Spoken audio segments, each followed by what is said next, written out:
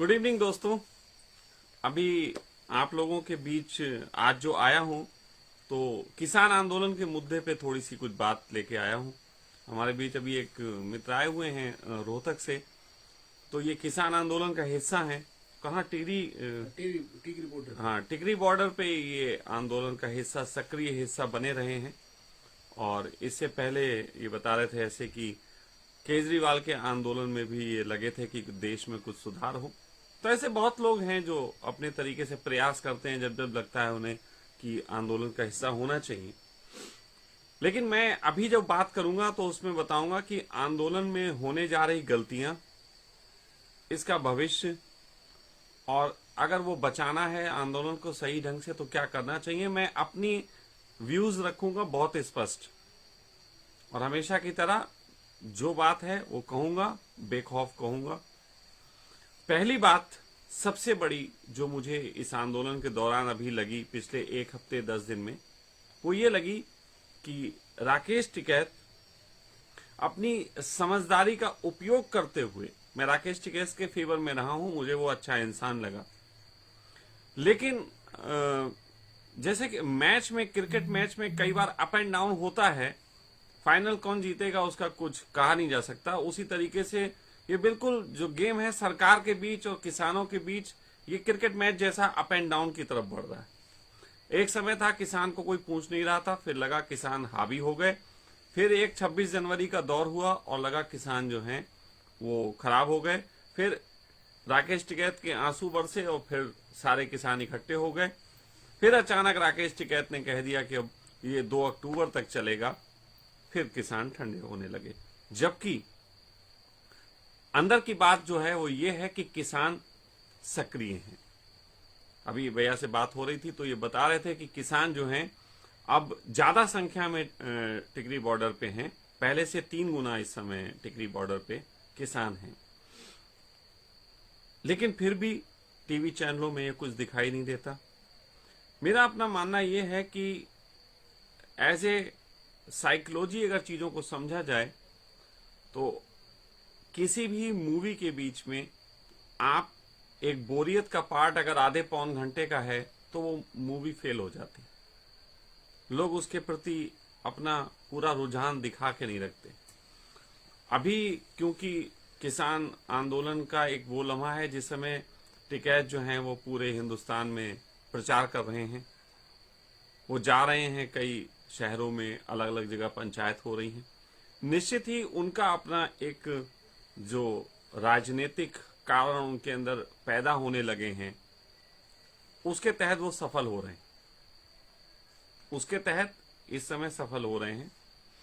लेकिन ये आंदोलन अगर राजनीतिक आंदोलन की तरफ बढ़ गया तो मैं आपको बता दूं कि ये आंदोलन फेल हो जाएगा। जीत के भी हारना जिसको कहते हैं कि सेंचुरी बनाई और मैच हार गए, वो वाली स्थिति होने वाली। थोड़ा सा इसको टेक्निकल ढंग से समझ लें। हम जानते हैं कि ये जो भी सरकार ने ये बनाया है कानून, इस कानून को सरकार ने बनाने के लिए सरकार के पास राज्यसभा में और लोकसभा में उतनी सीटें हैं जितनी सीटों के आधार पर यह बिल पास कराया जा सकता था, और उन्होंने करा दिया। मोदी जिद पे बैठे हैं। मेरा लेकिन हमेशा से मानना यह रहता है, और इसको मैं आने वाले वक्त में मैं कहूंगा लोग भी मानेंगे, मोदी हो चाहे कांग्रेस हो चाहे केजरीवाल हो, इस समय 3 ही पार्टियों की बात होगी। ये सारी पार्टियां एक तरीके की पीछे से किन्हीं लोगों द्वारा कंट्रोल की जाती हैं, ये मैं हमेशा से कहता हूं। अब जब से ईवीएम आई है तब से कंट्रोल करना बहुत इजी हो गया है, क्योंकि ईवीएम हाथ में है। लेकिन ईवीएम हाथ में मतलब ये नहीं है कि हम किसी को भी, अभी मैं इलेक्शन में खड़ा हो जाऊं, ईवीएम वालों से सेटिंग कर लूं तो मैं प्रधानमंत्री हो जाऊं। नहीं, मुझे उसके लिए एक सही ढंग का प्रचार प्रसार, पब्लिक के बीच अपनी कोई बात, कोई मुद्दा लाना पड़ेगा जिस पे चर्चाएं हों, और बाद में हम कह पाए कि उस चर्चा का परिणाम मेरे फेवर में आया और ईवीएम का सपोर्ट मैं ले लूं। ये चीज को ध्यान में रखते हुए मैं जानता हूं कि जो लोग इन सब चीजों को, व्यवस्था को बना रहे हैं, चला रहे हैं, उनके मकसद के आधार पे उनके मकसद कोई एक व्यक्ति कभी पूरे नहीं कर सकता। क्योंकि जब कोई एक सरकार या एक पार्टी उनके मकसद को पूरा करेगी तो ज्यादा से ज्यादा 5-10 साल तक वो नीतियां ऐसी बनाएगी जिन नीतियों का वो लाभ लेंगे, लेकिन उसके बाद दूसरे को आना पड़ेगा ये कह के कि उनकी नीतियां गलत हैं, लेकिन अपने आप भी वो वैसी ही नीतियों का पालन करेंगे। आपने एक बात नोटिस किया कि कांग्रेस जिस तरीके के बिल लाना चाहती थी आखिरी 2-3 सालों में, वही बिल ये ला रहे हैं, किसान बिल भी वही बिल है। अब ये क्या कारण है कि कांग्रेस का विरोध करके जो पार्टी आई वो लगभग वही बिल ला रही है, और उसके बाद तर्क है भाई कांग्रेस ला रही थी। हां, ये बात किसी को नहीं दिखेगी, लेकिन जो लोग ये खेल खेल रहे हैं वो सिर्फ फेस चेंज कर देते हैं और तुम विश्वास में आ जाते हो। पहले मनमोहन और सोनिया, उसके बाद अब मोदी, और कुछ लोग तैयार होके बैठे हैं कि अब मोदी के जाने का वक्त आया, अब केजरीवाल को लेके आएंगे। फिर केजरीवाल भी यही करेंगे। और मैं आपको बताऊं, चाहे आने वाले वक्त में केजरीवाल आए, चाहे मोदी के खिलाफ कांग्रेस फिर दोबारा आ जाए, और चाहे किसान आंदोलन से पैदा हुए नेता पार्टी बनाने के बाद आ जाएं, ये भी पॉसिबल है। लेकिन ये मुद्दा अगर मोदी सरकार को खा गया, मोदी सरकार को खाने का अर्थ तुम्हारा वाला है कि मोदी सरकार गिर गई, तो भी जान लेना कि आने वाली सरकार इतने ज्यादा अच्छे बहुमत से नहीं आएगी। राज्यसभा में और लोकसभा में बहुमत का आधार इस तरीके से खंडित हो जाएगा कि वो ये बिल वापस नहीं ले सकते, क्योंकि बिल वापस लेने के लिए भी उतनी बड़ी ताकत चाहिए जितनी बड़ी ताकत बिल बनाने के लिए चाहिए थी। फिर क्या करोगे? बिल तो आ गया, जो लोग चाहते थे कि ये बिल बने वो बन गया। आप क्या कर सकते हो? आप न्यूनतम समर्थन मूल्य की लड़ाई लड़ लोगे। आपको मालूम है ये बड़ा चमत्कारिक खेल एक होने वाला है आने वाले समय में। कोई कंपनी आगे आके न्यूनतम समर्थन मूल्य को खुद घोषित कर देगी, किलो हम देते हैं। इस समय 1975 रुपए रेट है अगर धान का, तो आने वाली कंपनी कहते हैं कि हम 2200 देते हैं, हमसे ले लो। तुम कहोगे ये तो बढ़िया है, सरकार से भी अच्छा रेट देने वाली आ गई। और पब्लिक की तो एक हालत है, देशभक्ति की बातें कितनी हो, लेकिन चाइना का मोबाइल अगर सस्ता है तो लेना वही है। तो उस कंडीशन में अगर 2200 वो रेट दे देगी तो लोग देंगे कि नहीं देंगे? लोग कहेंगे बढ़िया है। लेकिन 2200 में जब देगी तो तुमसे 2400, 2800, 3000, 4000, 6000 वसूलेगी। ऐसे तो कभी को 1975 भी रेट नहीं था, फिर 1975 हुआ ना। तो तुम अगर समझते हो कि ये लड़ाई वैसी होने जा रही है जो किसानों को लाभ मिल जाए, तो मैं आपको अभी तक की गारंटी दे सकता हूं कि नहीं मिलेगा। किसानों को वो लाभ नहीं मिलेगा जिस लाभ के लिए वो लड़ाई लड़ रहे हैं। न्यूनतम समर्थन मूल्य कंपनियां भी दे देंगी आपको, लेकिन फाइनली वो आपको ही ठगेंगी। और सारी लड़ाई का जो केंद्र है वो न्यूनतम समर्थन मूल्य होता जा रहा है, जबकि सही में न्यूनतम समर्थन मूल्य इसकी लड़ाई का केंद्र नहीं है। ये बड़े गजब की बात है। इस लड़ाई का केंद्र जो है वो किसानों को गुलाम बनाना है। इसको समझो, किसानों को गुलाम बनाना इस लड़ाई का केंद्र है। ये जो बिल आया है, फाइनली ऐसी स्थितियां पैदा कर दी जाएंगी कि किसान ही गुलाम बने। ये खेतियां जो हैं वो गिरवी रख के अपने तरीके से कॉन्ट्रैक्ट फार्मिंग जो है वो है खतरनाक। न्यूनतम समर्थन मूल्य कुछ भी नहीं, जबकि किसान के लिए खुशी की बात है कि आज 1200 रेट 1100 मिलता है तो 2000 मिल जाएगा, 2200 हमें इससे अच्छी क्या बात। लेकिन मार्केट में जो मजदूर आज 500 में मिलता है वो 1000 में होने वाला है। बात आ गई, वहीं की वहीं आएगी। मेरे पिताजी मुझसे कभी को कहा करते थे कि हमारे जमाने में 1 रुपए में देसी घी आता था। तो मैंने उनसे कहा कि अच्छा जमाना था। लोग कहेंगे आज 500 में आता है। तो मैंने उनसे कहा कि पिताजी आप मुझे 1 रुपया दो और 500 रुपए में आज जो रेट है मैं आपको 1 किलो घी भी लाके दूंगा और 300 रुपए भी दूंगा। आप मुझे 1 रुपया दे दो। उन्होंने जेब से निकाला, बोले लो 1 रुपया लाके दो। मैंने कहा ये वाला नहीं, चांदी वाला दो, बड़ा वाला, बड़ा वाला चांदी वाला। क्योंकि बड़ा वाला चांदी वाला सिक्का चलता था जब 1 रुपए में घी होता था। आज घी 500 को हो गया। किसान को फायदा है कहीं? मैं आपसे पूछता हूं, किसानों को फायदा है? आप बताओ, फायदा है? आज घर के सारे लोग कमाने लगे हैं तो घर के खर्चे पूरे नहीं होते। पहले एक आदमी कमाता था और 12 बच्चे पाल लेता था। ये तुम्हारे चारों तरफ, जैसे कहते हैं कि पहले मटके में जितना पानी था एक छेद था, जाता इतना था, निकलता एक छेद से था। 12 बच्चे होते थे, वो छोटे छोटे छेद समझ लो। आज लोगों के 12 बच्चे नहीं होते फिर भी खर्चा चलाना मुश्किल पड़ जाता है। कहने को तो आज लोगों की 1-1 लाख रुपए सैलरी हो गई। लेकिन आप गौर करो, इन्होंने तुम्हारे मटके में छेद बढ़ा दिए। मोबाइल के खर्चों का एक छेद है, डिश टीवी के खर्चे का एक छेद है, अच्छी जैकेट का, ब्रांडेड घड़ियों का एक छेद है, लग्जीरियस लाइफ का एक छेद है, खूबसूरत लड़की से बातें करना और उसके पीछे भागना मोटरसाइकिल पे और अच्छी मोटरसाइकिल का एक छेद है। फिर थोड़ा आगे बढ़ो तो कारें अच्छी खरीदने का एक छेद है।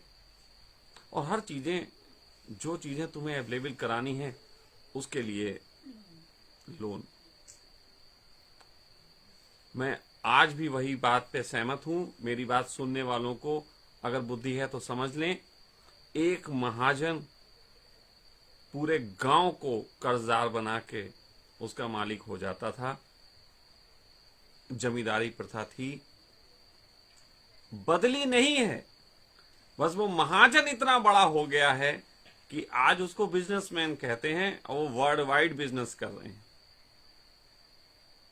लोन का खेल है, इसके अतिरिक्त कोई खेल नहीं। किसान को अगर कोई कंपनी आके अभी खड़ी हो जाए और कहे न्यूनतम समर्थन मूल्य में 2200 रुपए दूंगा और साथ ही साथ तुमको जो बोने के लिए पैसा चाहिए वो बिना ब्याज के दूंगा। स्टार्ट तो बिना ब्याज की होती। आपको पता है, जब आपके गांव का महाजन वो आपसे संबंध बनाए रखता है, वो जानता है इस घर में बेटी बड़ी हो रही है, शादी होने वाली है और जमीन इसके पास 20 किले, तो वो पहले से जिसकी बेटी होने वाली होती है उसके लड़के को, अब बेटा और सब बढ़िया है, बेटा बाप मर गए चिंता मत करना, हमें अपने बाप जैसे ही समझो। वो लड़का भी और दद्दा पांव छूता रहता है, उसे पता नहीं होता है महाजन क्यों ऐसा कर रहा है। फिर धीरे धीरे लड़की बड़ी होने लगती है, महाजन भी उसको सहलाता रहता है। फिर शादी होने की खबरें उठती हैं तो कहता, महाजन कहता चिंता मत करना, बाप नहीं तो क्या हम हैं। महाजन सपने दिखाता है, अच्छी शादी करना, पूरे इलाके में सबसे अच्छी शादी करना, बेटा तुम्हारी जिम्मेदारी है। बेटे को सपने दिखा देता है, बहन के लिए दूल्हा आ रहा है, वो अच्छी गाड़ी में आएगा, अच्छा पढ़ा लिखा दूल्हा तलाशा जाएगा, फिर उतना ही बड़ा दहेज देना है, उतने बड़े खर्चे करने। फिर महाजन के पास लास्ट मोमेंट जब पैसा लेने जाता है तो महाजन कहता है, बेटा वापसी कैसे करो? तब तक तो नहीं कहता वापसी लेंगे, वो वापसी की बात तब होती है। और तब तक सपने इतने हाई हो गए होते हैं कि तुम्हें फिर वो बेटी बहन की शादी करनी है और कर्जा भी लेना है और 20 किले जमीन भी रख देनी। बिल्कुल वही आज मार्केटिंग स्ट्रेटजी है कि आप जाते हो गाड़ी खरीदने, जो भी आदमी गाड़ी खरीदा है उसे एक चीज का बड़ा गहरा अनुभव हुआ होगा, वो मैं बता रहा हूं, मुझे भी हुआ।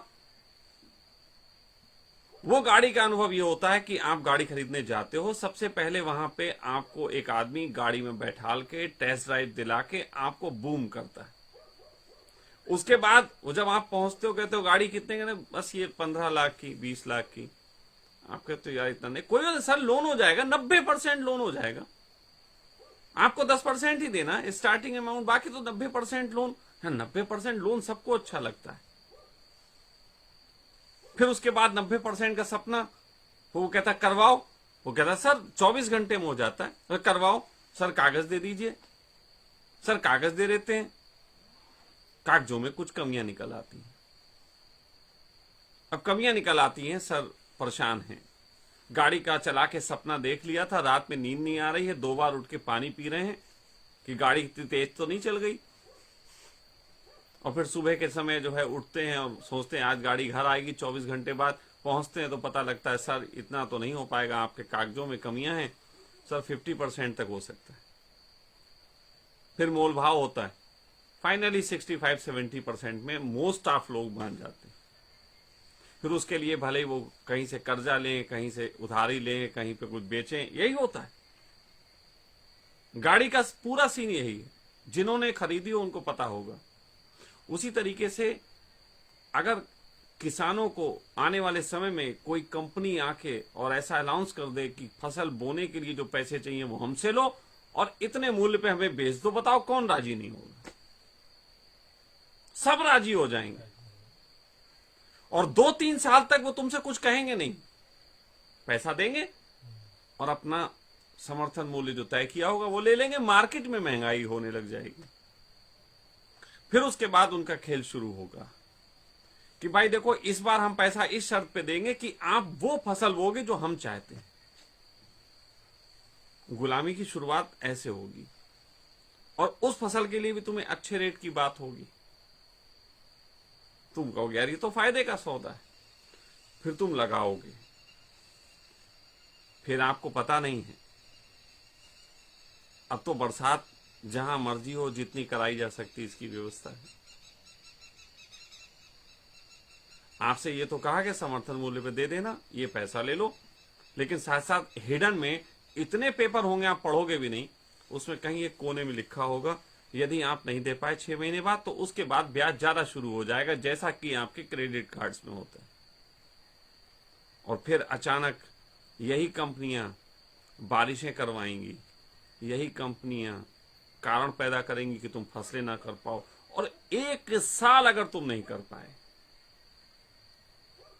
तो तुम्हारी क्या हालत होगी तुम आज सोच भी नहीं सकते। गुलामी की तरफ बढ़ रहे हो तुम, और ये सारे आंदोलन का केंद्र न्यूनतम समर्थन मूल्य पे चर्चा पे लाके रोक दिया जा रहा है। न्यूनतम समर्थन मूल्य हो जाएगा मैं कह रहा हूं, लेकिन तुम क्या जीते? न्यूनतम समर्थन मूल्य से तुम जीत गए? बिल्कुल नहीं। अब दूसरी बात मैं ये कहना चाह रहा हूं, जैसे भैया कह रहे थे कि आंदोलन का फिर क्या किया जाए। अब मुद्दा इनका यही है कि आंदोलन में फिर ऐसा क्या किया जाए। मैं आपसे सिर्फ एक बात कहना चाहता हूं, आंदोलन को हिंसक बनाने के लिए तो मैं अभी राजी नहीं, बिल्कुल हिंसक मत बनाओ, लेकिन अहिंसा भी तो कई तरीके की हिंसा होती है। जैसे कि रोड के किनारे अहिंसक रूप से बैठ जाना और लोगों की जो वाहन ना निकलना वो भी हिंसा है, लेकिन ये जायज हिंसा है ना। जायज हिंसा तो कर सकते हैं, तो मैं जायज हिंसा बता रहा हूं आज। जायज हिंसा कौन कौन सी है जिसको पब्लिक को करना पड़ेगा, तब जाके एक सही ढंग का समझौता होगा। जो लोग इस पूरी दुनिया पे कब्जा कर रहे हैं और इन नेताओं को भी जो चलाते हैं और पब्लिक के ऊपर जिनकी गिद्धों की तरह निगाह है, वो तुम्हें गुलाम बनाने के लिए जिन चीजों का शिकंजा तुम पे दबा रहे हैं, उनको अगर समझ लो और उन पे तुम चोट कर दो तो तुम समझ लो बहुत सही जगह चोट किए। जैसे मधुमक्खी के छत्ते पे अगर सही से ईंटा ना मारी जाए तो मधुमक्खी भागती नहीं, सही जगह चोट करनी पड़ती। केवल ईंटा मार देने से कुछ नहीं हुआ। कई बार हमने भी ऐसा किया, बचपन में ईंटा मार भी दी, उससे कुछ हुआ नहीं, मुझे लगा खूब सारी उड़ेंगी देखेंगे, लेकिन सही चोट नहीं थी। सरकार की पूरी आमदनी के जो स्रोत हैं, ये वही स्रोत हैं जो स्रोत वो लोगों ने पैदा करवाए हैं। आप समझो, इस समय देश में जितनी सड़कें बनी हुई हैं, इन सभी सड़कों के बनने के लिए कई लाख करोड़ रुपए का लोन है, जिसको वसूलने के लिए टोल टैक्स लिया जाता है। आप अपने किसान मुद्दों में टोल टैक्स का मुद्दा शामिल करो। कई लोग कहेंगे हमने कर लिया, कहेंगे नहीं, बड़े रूप में शामिल करो। आपके आंदोलन का आधार, आपके आंदोलन की जो जगह है वो टोल टैक्स होना चाहिए। टोल टैक्स जहां पे लिया जाता है, आप वहां पे आंदोलन करो। और जितने गाड़ी वाले निकले, केवल किसान ही नहीं, जितने गाड़ी वाले निकले, कोई भी टोल टैक्स किसी से वसूला नहीं जाएगा। इस बात के लिए आंदोलन पे जोर मारो। दूसरा, इनकम टैक्स वसूलने पे सरकार का बहुत जोर है। इनकम टैक्स ऑफिस के बाहर धरना प्रदर्शन दो। इनकम टैक्स को इस तरीके से घेरो कि वहां काम न चलने दो। इनकम टैक्स किसी से लिया जाए तो उसके समर्थन में बैठो। इनकम टैक्स पे चोट मारो, बैंकों के काम पे चोट मारो। बैंकों के काम पे चोट मारोगे, सबसे ज्यादा असर इसका होगा। और आजकल एक और बहुत बड़ी चीज है जो पूरे तरीके से मैं पहले भी बोल चुका हूं, वैक्सीनेशन पे जब बोला था कि वैक्सीन के माध्यम से एक डीएनए हिप्नोटिज्म का एक बहुत बड़ा षड्यंत्र चल रहा है। तो वैक्सीनेशन के इसमें शामिल करो। वैक्सीन नहीं लगाओगे। आप सबको पता है कि कितना कोरोना फैल रहा था जब हम घरों में थे, कितनी न्यूज़ें आ रही थी। आज आंदोलन जगह जगह हो रहा है, पंजाब और हरियाणा में, और अब कोरोना गायब हो गया। तो कोरोना भीड़ से घबराता है, ये भी सिद्ध हो गया। कोरोना भीड़ से फैलता नहीं, वो भीड़ से घबराता है। भारत ने सिद्ध कर दिया। मोदी जी के राज्य में ये संभव था। इसे मोदी जी का श्रेय जाएगा इसमें कि भीड़ से हमने भगाया कोरोना को। वैक्सीनेशन किस लिए? वैक्सीनेशन नहीं कराया जाएगा, कोई किसान वैक्सीनेशन नहीं कराएगा। बहुत थोड़े से मुट्ठी भर लोग बोलते हैं कि हम वैक्सीनेशन नहीं कराएंगे, तो इससे कुछ होगा नहीं। अगर मैं ये बोलूं कि मैं वैक्सीनेशन नहीं कराऊंगा, इसके लिए मैं साम दाम दंड भेद सब कर लूं और ना लगवाऊं, तो मैं कौन सा जीत गया? मेरे बच्चे तो लगवाएंगे, आने वाली पीढ़ियां तो लगवाएंगी। और जिनका ये प्लान है उनका मेरे उम्र तक तो है नहीं कि 30-40 साल तक, वो तो 30-40 हजार साल तक का सोच के बैठे हैं। तो ऐसी स्थिति में पूरा मास एक इस पे लगना चाहिए कि वैक्सीनेशन नहीं कराएंगे। और मैं कहता हूं कि आपको कोई जरूरत नहीं है कहीं आगजनी करने की, कहीं तोड़फोड़ करने की। मैंने पहले भी कहा था, आज फिर कह रहा हूं, किसान आंदोलन को गन्ने का भुगतान नहीं हुआ कई हजार करोड़ रुपए का, तो गन्ने में एक चीज बहुत प्यारी सी निकलती है, चाशनी। अक्सर ऐसा होता है कि दूध सही दाम नहीं मिलता, लोग दूध फेंक देते हैं। कोई केस होता है इस पे? आलू का दाम सही नहीं मिलता, आलू सड़क पे फेंक देते हैं, कोई केस होता है इस पे? कुछ होता है? नहीं होता है। मैं कहता हूं गन्ने का दाम तुम्हें सही नहीं मिलता, गन्ने की चाशनी बनाओ, गन्ने का रस निकालो, उसकी चाशनी बनाओ। 2-2 लीटर चाशनी हर किसान सड़कों पे डाले। 2-2 लीटर चाशनी। अभी तक आज की तारीख में मैं ये बोल रहा हूं, आज तारीख है 12 फरवरी 2021। इस दिन तक मैं ये जो बात बोल रहा हूं ये बिल्कुल लीगल है, इसमें कोई अपराध नहीं है, इससे किसी प्रकार का मेरे ऊपर केस होने की संभावना नहीं है। कल अगर कोई सरकार गन्ने की चाशनी फेंकने पे नियम बना ले तो मैं इतना कहना चाहूंगा कि तब मैंने ये बात नहीं कही, मैं पहले कह चुका हूं और ये वीडियो अदालत में काम आएगा। चाशनी बहुत काम करेगी। जो गाड़ियां गुजरेंगी उनके टायरों से उनके घर तक, उनकी बेसमेंट तक जाएगी, सड़कों पे ये दूर तक फैलेगी। चींटियों को भी तुम्हारे आंदोलन में शामिल करेगी। मक्खियां भी कहेंगी कि आंदोलन वापस करो, या फिर ये जो नियम बनाया वापस करो। ये सब भी इसका हिस्सा बनेंगे। अब ये आंदोलन मनुष्यों के बीच की लड़ाई नहीं होनी चाहिए, इसमें जानवर, चींटियां, मधुमक्खियां, इन सबको शामिल होने का वक्त आ गया।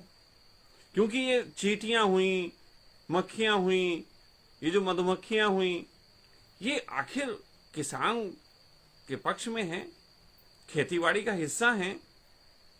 चींटियां जमीन के अंदर तक जाके उपजाऊ भूमि बनाने का काम करती हैं। तो अगर ये आंदोलन में आ जाएंगी तो क्या बुरी बात है? करती है कि नहीं करती है? तो मैं ये कह रहा हूं कि इस तरीके की हिंसा करनी चाहिए। ये सॉफ्ट हिंसा है, ये गांधी जी की तरीके की हिंसा है कि मैं चक्कू तुम्हारी तरफ नहीं रखूंगा, मैं चक्कू अपनी तरफ कर लूंगा। आंदोलन को पूरे तरीके से बर्बाद करने की साजिश चल रही है। और टिकैत जी ने 2 अक्टूबर की जो डेट दे दी है, वो टिकैत से बहुत बड़ी भूल हो गई है। ये 1-2 महीने तक किसान पंचायत करके खुश होंगे कि हमारी राजनीति चमक रही है, लेकिन 1-2 महीने के अंदर किसान ठंडे हो जाएंगे। उसके बाद 5 महीने बाद चुनाव है। फरवरी, मार्च, अप्रैल, मई, जून, जुलाई, अगस्त में इसका रिजल्ट आएगा, बंगाल के चुनाव। फिर सितंबर, अक्टूबर है, 2 महीने गोदी मीडिया के पास। तो अगर बंगाल के चुनाव के रिजल्ट बीजेपी के पक्ष में आ गए तो वहां पे कोई नहीं कहेगा कि राम मंदिर की वजह से जीते। फिर गोदी मीडिया कहेगी कि किसान आंदोलन गलत है। वहां के किसान तो मोदी सरकार से राजी हैं।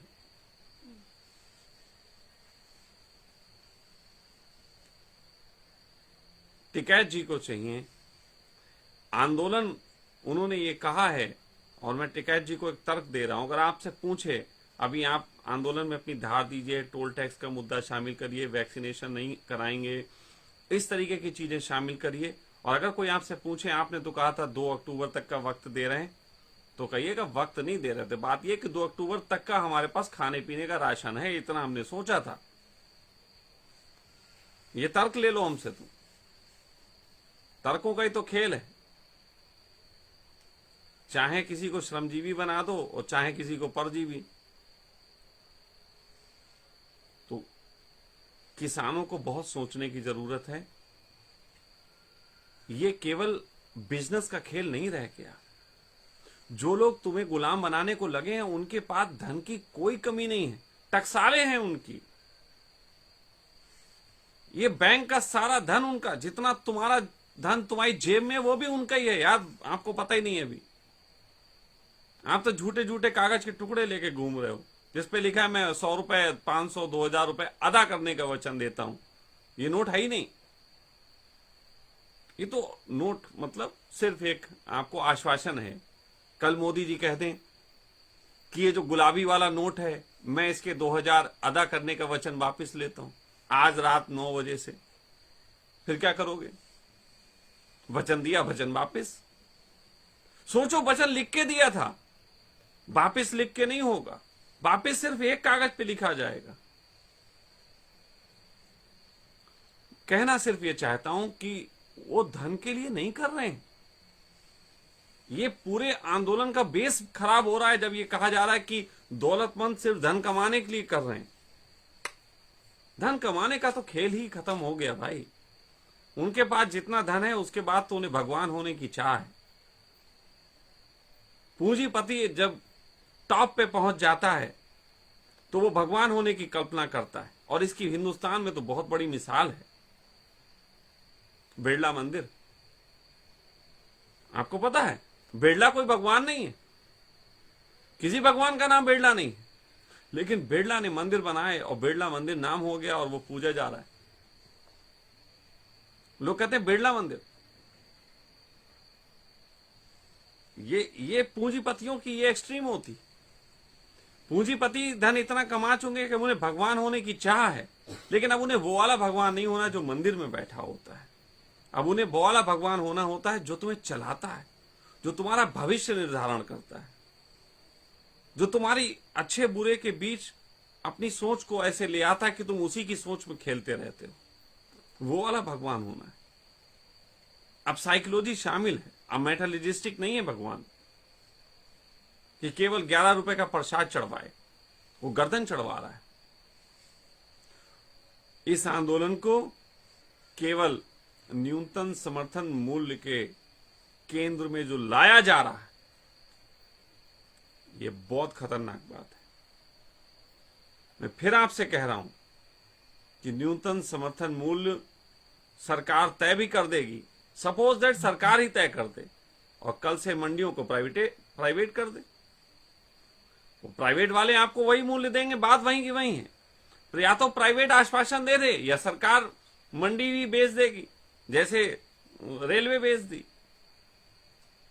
सब कुछ तो बिक ही रहा है, मंडियां क्यों नहीं बिक सकती? तो न्यूनतम समर्थन मूल्य की लड़ाई मत लड़ो। आपको लड़ाई लड़नी है तो गुलाम नहीं होना है, इसकी लड़ाई पे जोर दो। और गुलाम अगर नहीं होना है तो तुम्हारे मालिक लोग जिस बात से तुम पे कब्जा करते हैं, तुम्हें उसी पे प्रहार करना पड़ेगा। कोई मेरी गर्दन दबाए तो क्या मैं उसे पेट में गुदगुदी करूंगा? गर्दन दबाएगा तो मैं गर्दन छुड़ाऊंगा, तब हुई बराबर की लड़ाई। तो अगर किसानों को दबाया जा रहा है तो जिस चीज से दबाया जा रहा है उसी चीज से तो तुम अपना हाथ छुड़ाओगे। समझो उस बात को। मैं जो कहना चाहता था मैंने कहा। मुझे मालूम है कि इसमें बहुत से प्रश्न उठ सकते हैं, कुछ उठ रहे हो तो बोलें। ये कह रहे हैं कि कानून को होल्ड कर देंगे 1.5 साल के लिए, तो ये क्या? ये तो वही बात है।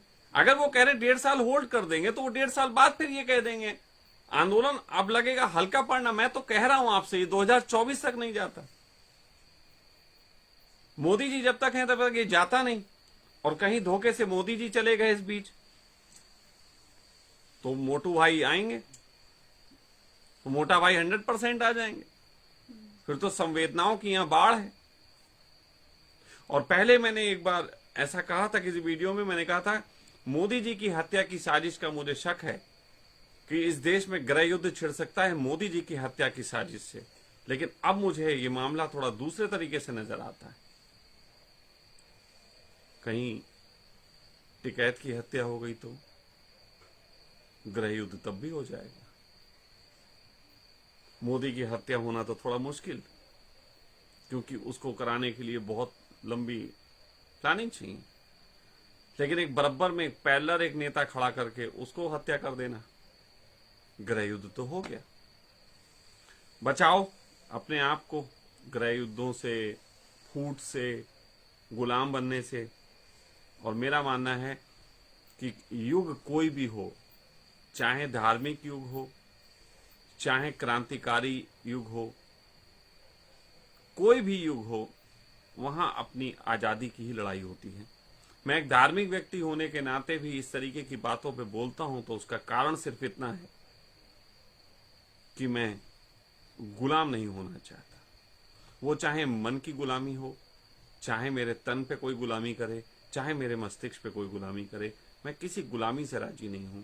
हर गुलामी का मेरा विरोध है और वो मेरे करने का अधिकार है।